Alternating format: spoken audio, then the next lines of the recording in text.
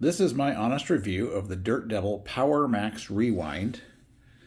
And we have owned ours. We have two big shedding animals. And this has been awesome. We have owned this for quite a while. It is a great vacuum for picking up dog hair, if you got that, or if you're just cleaning up carpets that get dirty a lot. We live out in the country. Our dogs bring in dirt, they shed, we bring in dirt, we have gravel roads. It shed has lots of attachments on the side. It's bagless, so you can empty it every time, which we do a lot because we have big shedding Labrador retrievers. And it's got tools where you can just detach like this and hook up your tools and just clean whatever you want, and you can stick it right back in there like so, which is awesome. It's powerful.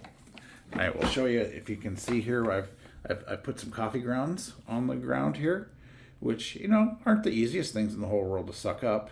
So let's just test this. I haven't even tested it myself, so this will be a test for everybody. So it's going to get noisy for a second.